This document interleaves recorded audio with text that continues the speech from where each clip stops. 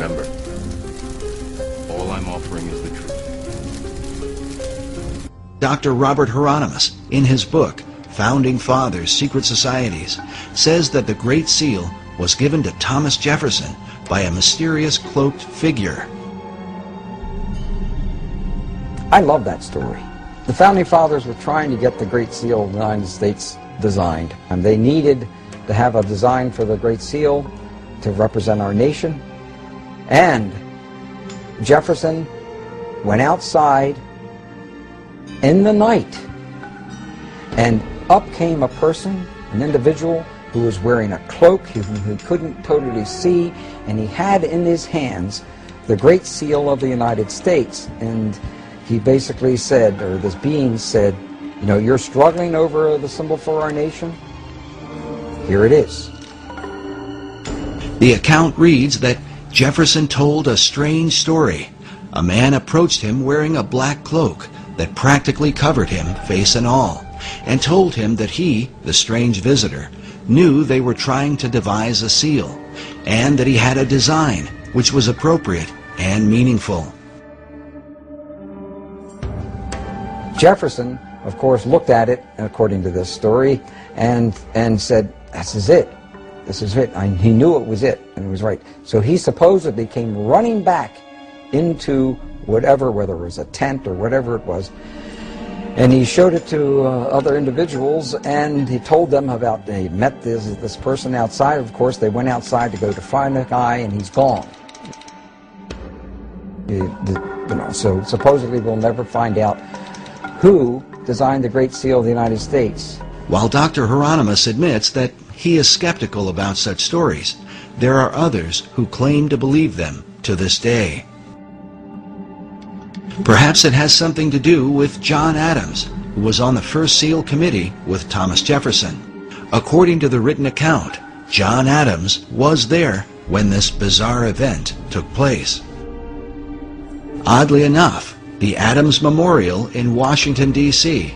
is adorned with this mysterious cloaked figure. Perhaps it's just a coincidence. We look at the first part of it on our left, which would be the truncated pyramid one.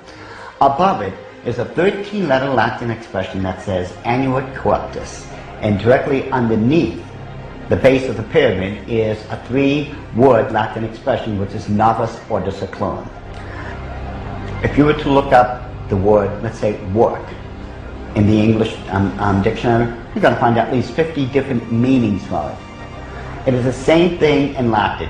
Different words have different meanings. They have more than one meaning. The word seclorum, one of the definitive meanings is secular. Something that is secular is of the world. So it is proper, very proper, to translate the bottom as New World Order, the Novus Ordo Seclorum. The whole of it is saying, announcing the birth of a new world order.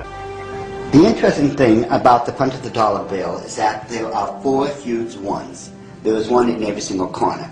Now if we look at every single one of them, they each have an oval around it, except for the top right-hand one.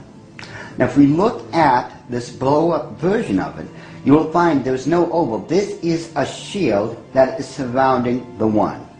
Now, the reason there's a shield here is because this is very similar to the original shield that was given to the Rothschild family when Baron Meyer Amschel Rothschild had become knighted in England and received the lordship. If we look across the top of this shield, all the way to the left-hand side, it drops down and forms a crescent moon. It's a crescent moon because it represents the female goddess in the occult world. At the bottom of that shield, you will see the owl. And it's very obvious, once you take a good look at that part of the crescent moon, and it is the same Illuminati owl that is being worshipped at the Bohemian Grove in California by those members of the Bohemian Grove, where presidents, premiers, kings and queens and heads of nations throughout this world have met. you can tell just by looking at this photo, that is a 40-foot owl. It is made out of oak, and that the worshippers are surrounding that fire pit around that altar, which is easily reflected in the lake around them.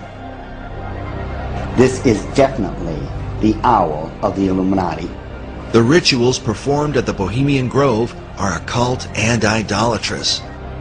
One of them, called the cremation of care, is supposed to be a mock human sacrifice, though some suggest that real killings take place. When President Nixon was there, he commented about the extreme homosexual environment at this all-male boys' club. Among other powerful American leaders who have been spotted at the Grove are Ronald Reagan, Dwight Eisenhower, Jimmy Carter, Newt Gingrich, and George Bush Jr. and Sr. But the owl seems to be a major symbol for the secret societies, as they are found repeatedly inside government buildings in Washington, D.C. And a giant owl figure is even seen in the street design, with the United States Capitol in the midst of it.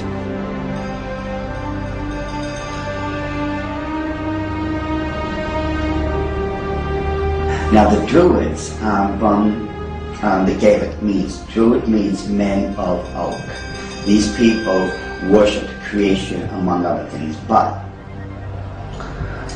their sacred symbol was the owl, because the ancient god of magic and of the hunt was Pallas Athena. Her bird was the owl, and that owl represented wisdom. It always has. Pallas Athena was also the goddess figure who was said to inspire Sir Francis Bacon.